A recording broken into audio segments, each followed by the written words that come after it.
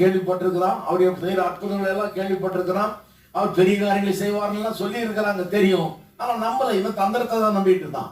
இப்போ இவன் அந்த சர்வ வல்லமுள்ள தேவனை பிடிச்சிட்டான். சர்வ வல்லமுள்ள தேவன் உங்களுக்கு தயவை அந்த மனுஷனுடைய பார்வையில கட்டளையிடுவார். திரும்பி பத்திரமா என் பையனையும் அடுத்தவனையும் கூப்பிட்டுவாங்க அப்படின்னு சொல்லிதான் அவனை அனுப்புகிறான். கொஞ்சம் உயர்ந்துட்டான், விசுவாசத்துல நல்லா வளர்ந்துட்டான், பக்குவம் அடைஞ்சிட்டான், தந்திரத்தெல்லாம் தூக்கி ஓரமா வச்சுட்டான். கர்த்தர் மேல முழுமையாக சார்ந்து கொள்ளக்கூடிய ஒரு மாற்றம். இதுல பாருங்க, இதெல்லாம் பார்க்கும்போது நம்மையே சித்தரிக்கிற மாதிரி இருக்குது. நம்ம கூட ஆரம்பிக்கும் போது எங்கேயோ இருந்தோம்.